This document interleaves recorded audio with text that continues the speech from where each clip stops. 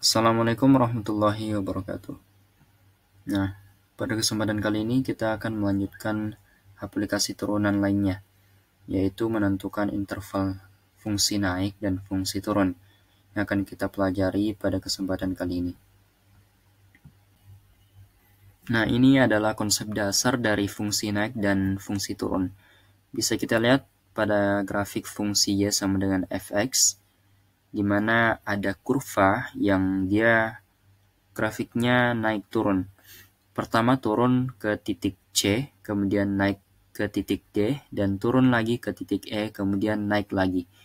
Nah, bisa juga kita lihat bahwa di situ ada titik X1, X2, dan X3, yang dimana titik menjadi titik puncak dari kurva naik dan turun ini. Nah, ketika kita melihat grafik ini, maka dapat kita ketahui bahwa interval naik di sini itu berada di antara X1 dan X2 atau berada setelah dari X3, itu interval naiknya. Bisa kita lihat, jadi nilai interval naiknya itu lebih besar daripada X1 dan lebih kecil daripada X2, atau dia lebih besar daripada X3. Kemudian untuk interval turunnya bisa kita lihat bahwa interval turunnya itu berada di sebelah kiri dari X1 atau lebih kecil daripada X1, atau dia berada di antara X2 dan X3. Dia lebih besar daripada X2 atau lebih kecil daripada X3. Jadi ini adalah konsep dari fungsi naik dan fungsi turun. Dapat kita lihat, kita pahami dalam grafik ini kurvanya turun, kemudian naik, kemudian turun lagi dan naik. Dan ada titik-titik yang menandai naik turunnya kurva ini.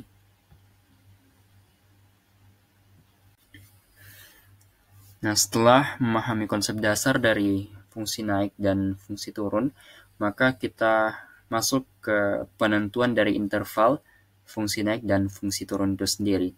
Nah, di sini kita dapat menggunakan konsep turunan. Nah, di sini terdapat dua syarat, di mana ketika fungsi naik, maka syaratnya kita menggunakan turunan pertama dari fungsi itu harus lebih dari 0, lebih besar dari 0. Sedangkan pada fungsi turun, untuk menentukan intervalnya, kita menggunakan syarat turunan pertama dari suatu fungsi harus lebih kecil daripada 0. Jadi nanti dalam menyelesaikan soal, maka kita menggunakan dua konsep ini. Baik itu fungsi naik yang harus turunan pertamanya itu lebih besar daripada 0, dan fungsi turun yang harus lebih kecil daripada 0. Kita masuk ke contoh soal. Sini tentukan interval naik dan turun dari fungsi fx sama dengan x pangkat 3 dikurang 6x pangkat 2 ditambah 9x tambah 1. Nah, penyelesaiannya, langkah pertama yang harus kita lakukan adalah kita turunkan fungsi yang ada pada soal menjadi turunan pertamanya. Maka didapatkan hasil f aksen x yaitu 3x pangkat 2 min kurang 12x tambah 9. Nah, setelah kita dapatkan turunan pertamanya, maka kita dapat menentukan fungsi naik dengan syarat tadi, yaitu f aksen x atau turunan pertama dari fungsi itu harus lebih besar daripada 0. Sehingga kita masukkan persamaan ini menjadi 3x pangkat 2 kurang 12x tambah 9 itu lebih besar daripada 0. Nah, di sini bisa kita sederhanakan dengan membagi 3 masing-masing. Maka didapatkan hasil x pangkat 2 dikurangi 4x tambah 3. Itu lebih besar daripada 0 sebagai syaratnya tadi. Nah, di sini bisa kita faktorisasi. Kita faktorkan menghasilkan x min 1 dan x min 3. Lebih besar daripada 0. Maka setelah ini kita cari pembuat nolnya. Didapatkan x sama dengan 1 atau x sama dengan 3. Menyelesaikan pertidaksamaan, maka kita buat garis bilangan, di mana di titik sebelah kiri itu angka yang kecil, dan sebelah kanan angka yang lebih besar, yaitu di sebelah kiri 1 dan sebelah kanan 3. Nah, kita juga pernah pelajari bahwa ketika titik diberikan pada titik kanan dan kiri, itu nanti ada yang full lingkarannya di bold, bagian tengahnya ada yang kosong. Di sini kita kasih kosong karena kita lihat syaratnya adalah lebih besar, tidak ada sama dengan, kecuali ketika syaratnya adalah sama dengan, maka yang kita ambil di sini kita bold titiknya. Tapi syaratnya di sini itu lebih besar, tidak ada sama dengannya, sehingga 1 dan 3 itu tidak termasuk, maka tidak kita bold lingkarannya atau titiknya. Nah, di sini selanjutnya setelah kita tentukan 1 dan 3, maka kita bayangkan di antara 1 dan 3 ini ada titik 0 sebagai pembantu. Nah, ketika titik 0 ini kita masukkan ke dalam persamaan X kurang 1, X kurang 3, maka yang dihasilkan itu negatif atau positif. Jadi hasilnya nanti adalah negatif, kan? Maka kita tuliskan negatif pada bagian antara 1 dan 3 ini. Sehingga nanti hasilnya akan selang-seling positif, kemudian negatif, dan positif. Nah, di sini kenapa kita arsir yang bagian positif? Karena syaratnya tadi, bahwa intervalnya itu harus lebih daripada 0. Di mana angka yang lebih daripada 0 itu adalah angka positif. Sehingga yang diarsir hanya bagian positif saja. Nah, dari garis bilangan ini, maka kita dapatkanlah interval dari fungsi naik ini, yaitu X atau interval fungsi naiknya itu kurang dari 1 atau X lebih dari 3. Maka kita dapatkanlah interval dari fungsi naik ini. Nah, setelah kita dapatkan fungsi naiknya, maka untuk fungsi turun dapat lebih mudah kita dapatkan.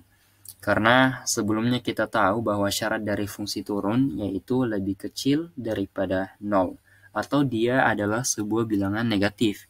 Sehingga dari garis bilangan yang telah kita buat, maka kita ketahui yang masuk dalam interval fungsi turun adalah bagian yang negatif, atau bagian tengah yang tadi.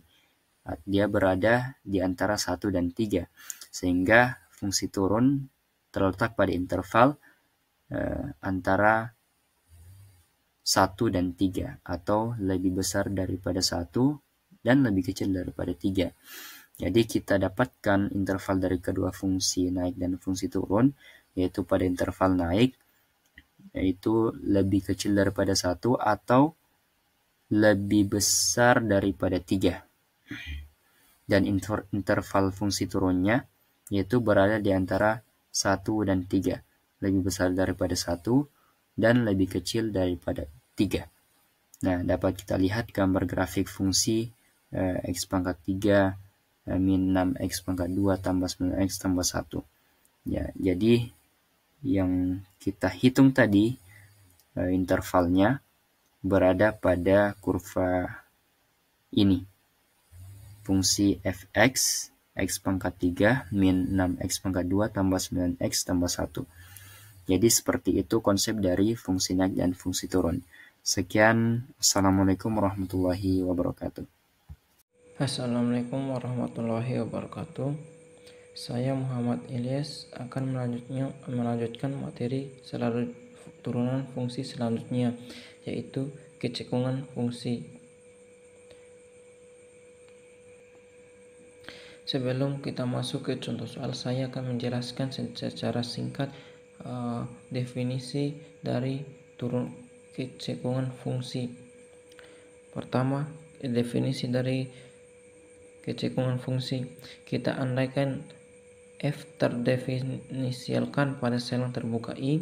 Kita mengatakan bahwa f dalam grafiknya cekung ke atas pada I jika turunan pertamanya turun pada I. Dan jika kita mengatakan bahwa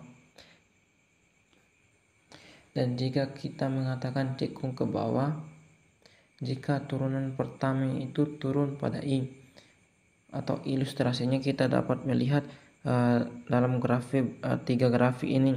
Yang pertama, grafik cekung ke atas, atau bisa dikatakan intervalnya itu naik pada I, dan pada gambar kedua itu cekung ke bawah, dikarenakan turunan pertamanya itu turun pada I seperti yang digambar itu melengkung ke bawah. Dan gambar ketiga itu gabungan dari kecekungan ke atas dan kecekungan ke bawah. Dan teorema yang kita gunakan untuk kecekungan fungsi itu teorema B yang menjelaskan tentang teorema kecekungan. Dan teorema B berbunyi, andaikan F terdefinisikan 2 kali pada selang waktu terbuka. Pertama, jika F double aksen lebih besar dari 0 untuk semua X dalam I, maka F sama dengan cekung ke atas pada I. Dan jika F double aksen kurang dari 0 untuk semua X dalam I, maka F cekung ke bawah pada I. Untuk lebih jelasnya, saya akan melanjutkan pada contoh soal. Tentukan fungsi f(x) sama dengan x sama dengan dikurang 1 pangkat 2. Tentukan itu cekung ke atas atau cekung ke bawah.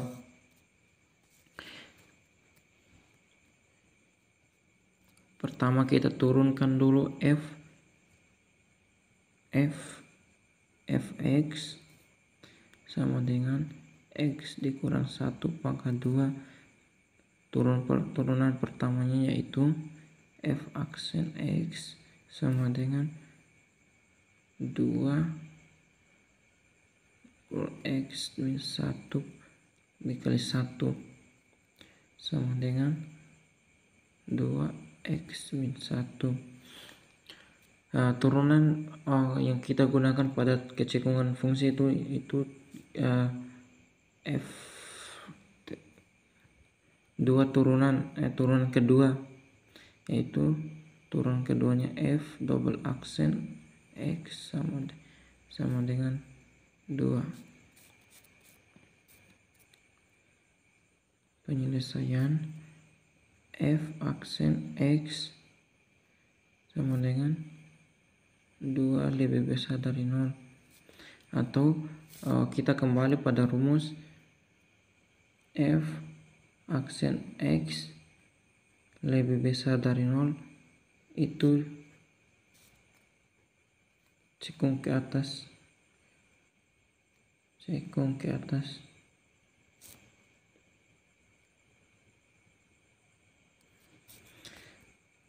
Dan jika f double aksen x kurang dari 0 itu cekung ke bawah.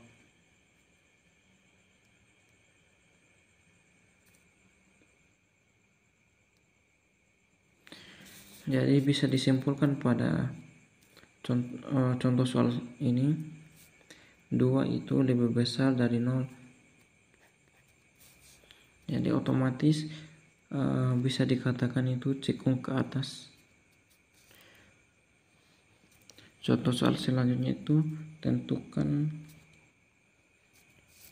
pada contoh soal kedua itu tentukan di mana fx sama dengan 4x pangkat 4 ditambah 8 pangkat 3 dikurang 2.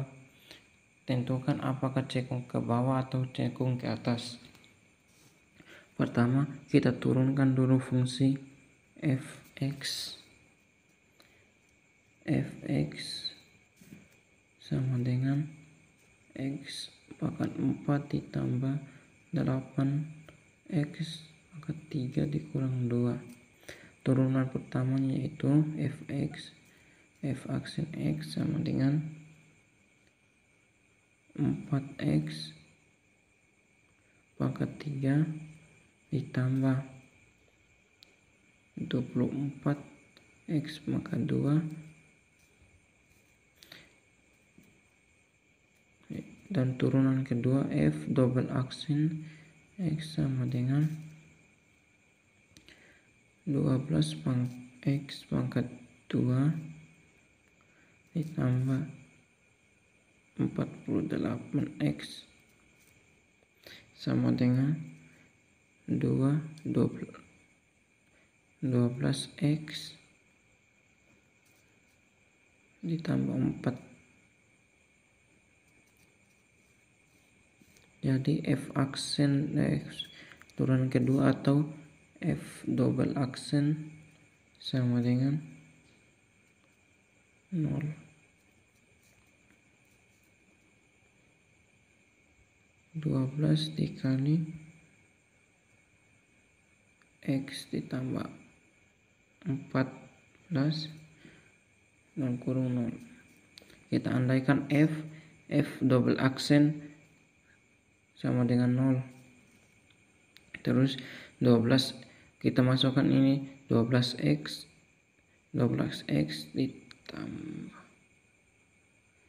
ditambah 4X sama dengan 0, itu 12X sama dengan 0, X sama dengan 0, atau bisa dikatakan X ditambah 14 sama dengan 0, terus 14, terus X sama dengan min 4.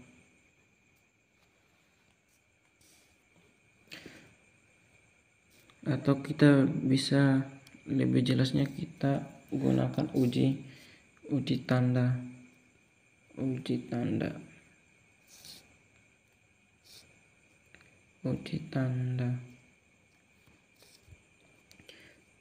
F double aksen X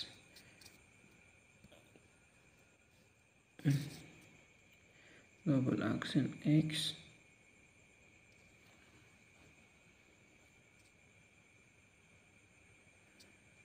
aksen X untuk nilainya itu kita ambil di sini yang 0 sama min 4. Jadi kita masukkan tanda min 4 ini 0.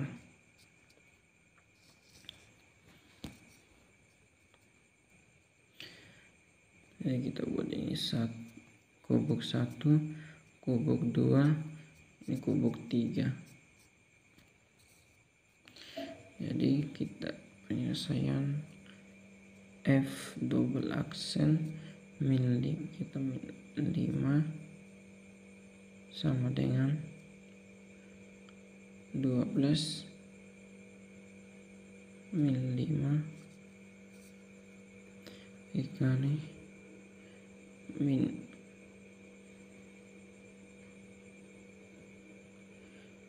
min 1 ditambah 4.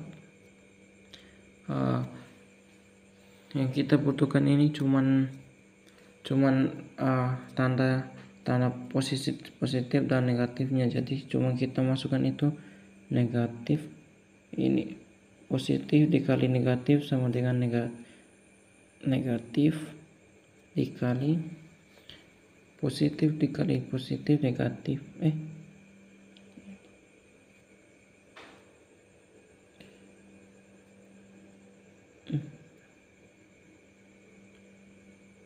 sama dengan negatif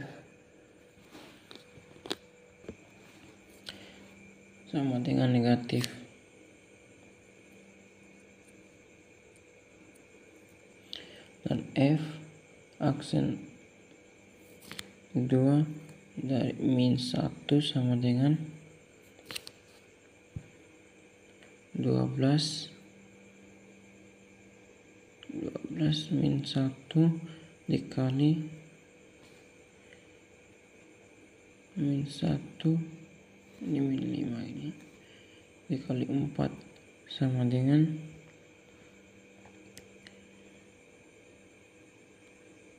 min sama dengan plus F aksen 3 sama dengan 2 1 sama dengan 12 pangkat 1 dikali 14 sama dengan 1, 2, 3 sama dengan plus.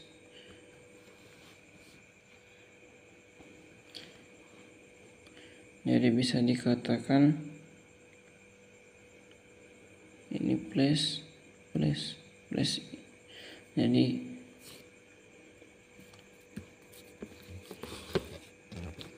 Jadi hasilnya itu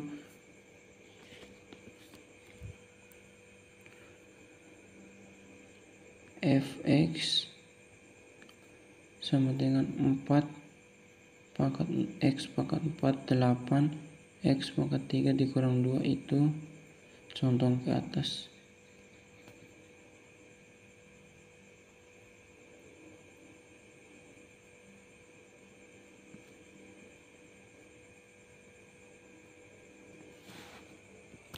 Demikian penyampaian materi tentang kecekungan fungsi. Sekian, wabillahi taufiq hidayah. Wassalamualaikum warahmatullahi wabarakatuh. Assalamualaikum warahmatullahi wabarakatuh. Selamat datang kembali di video pembelajaran singkat mengenai turunan nilai rata-rata mata kuliah kalkulus. Perkenalkan, nama saya Ahmad Fauzan Fadilah, NIM 6040123046 dari jurusan Fisika kelas B.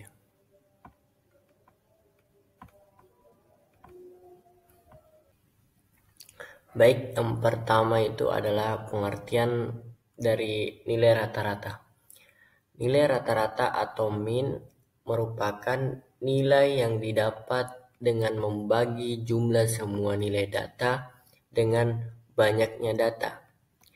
Secara matematis, rumus nilai rata-rata atau min adalah X1 ditambah X2 ditambah seterusnya sampai hingga tergantung berapa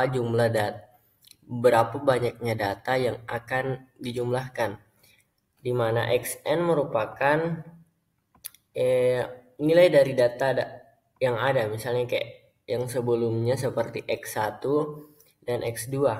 Xn merupakan lanjutannya atau kode pelanjut.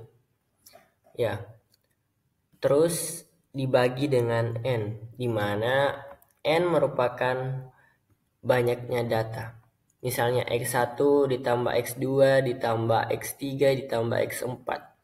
Ya, ada 4 data di dalamnya. Berarti X1 ditambah X2 ditambah X3 ditambah X4 dibagi 4. Ya.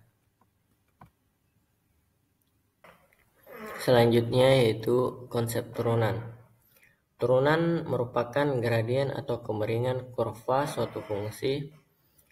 Turunan suatu fungsi menunjukkan laju perubahan nilai suatu fungsi. Rumus umum untuk turunan adalah f aksen x limit h mendekati 0 f dikali x ditambah h dikurang fx dibagi h. Masuk ke hubungan nilai rata-rata dan turunan. Kita dapat mencari turunan dari fungsi nilai rata-rata karena nilai rata-rata juga merupakan suatu fungsi aljabar. Nilai rata-rata atau min merupakan salah satu jenis fungsi dalam matematika. Rumus umumnya adalah fx sama dengan x1 ditambah x2 ditambah seterusnya hingga tergantung berapa jumlah data seperti yang dijelaskan pertama tadi di definisi, dibagi dengan n, di mana x1 dan x2 adalah data nilai dan n adalah banyaknya data. Fungsi nilai rata-rata tersebut dapat diturunkan atau diferensialkan layaknya fungsi matematika pada umumnya. proses penurunannya adalah mencari turunan dari fx dinotasikan dengan f aksen x. Kenapa nilai rata-rata perlu diturunkan? Pertama, nilai rata-rata perlu diturunkan yaitu untuk mencari kemiringan atau slope garis nilai rata-rata jika digambarkan dalam grafik. Yang kedua, untuk mengetahui laju perubahan nilai rata-rata jika datanya berubah.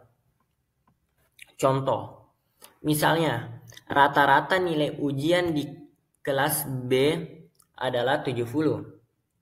Kita turunkan persamaan rata-ratanya.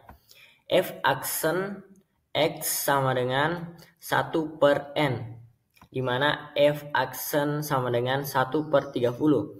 Asumsi jumlah murid yang ada di kelas B jurusan fisika. Jadi 1 dibagi 30 yaitu 0,033.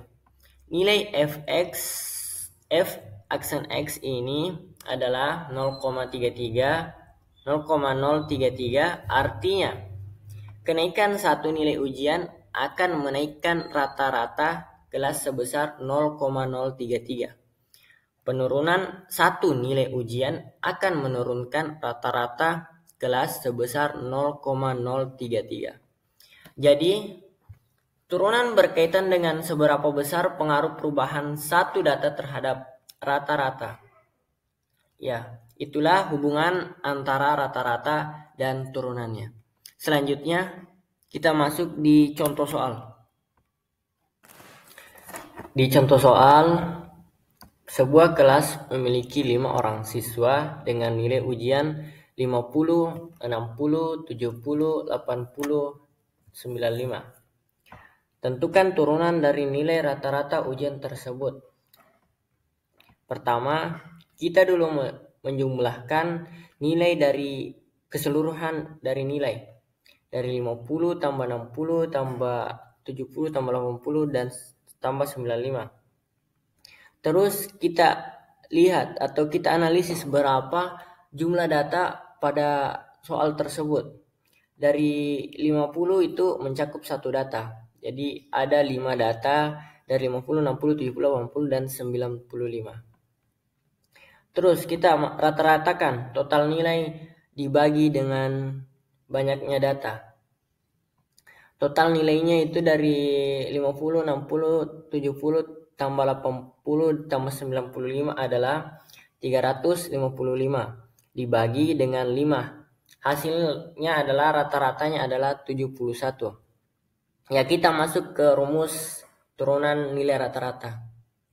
Fx sama dengan X1 ditambah X2 ditambah seterusnya dibagi N. Ya, dimana 50 ditambah 60 ditambah 70 ditambah 80 ditambah 95 dibagi 5. Turunan F aksen X atau turunannya adalah 1/n. Jadi nilai turunan rata-ratanya adalah 1 dibagi 5, 1/5. Ya, pasti teman-teman bertanya kenapa bisa menjadi 1. Ya, dalam matematika, turunan mengukur laju perubahan sebuah fungsi. Fungsi nilai rata-rata adalah f aksen fx sama dengan x1 ditambah x2 dan seterusnya, di mana x1, x2 dan xn adalah bilangan konstan. Artinya, nilai x1, x2, xn tidak memiliki variabel x, maka mereka adalah bilangan tetap. Contoh di soal sebelumnya adalah X1 sama dengan 50, tetap, dan tidak memiliki X. Sedangkan di X2 adalah 60, ya tetap juga. Dan seterusnya. Lalu ketika kita ambil turunan atau kita diferensial terhadap fungsi tersebut, kita sesungguhnya menurunkan terhadap X. Karena X1 dan X2 tidak memiliki X di dalamnya, maka perubahan nilainya terhadap X adalah 0. Kayak misalnya X sama dengan 0. X mendekati 0. Jadi 60 dikali X dikali 0 sama dengan 0. Maka disebut bilangan konstan atau bilangan tetap. Jadi turunannya itu F aksen X 1 ditambah 0 ditambah 0 ditambah 0 ditambah 0 sama dengan 1. Terus 1 per N. 1 per N sama dengan 1 per 5. Jadi hasilnya adalah 1/5. Ya. Sekian pemaparan materi terkait turunan nilai rata-rata. Semoga teman-teman bisa paham dengan apa yang sudah saya jelaskan. Lebih dan kurangnya mohon dimaafkan. Sampai jumpa di video pembelajaran selanjutnya.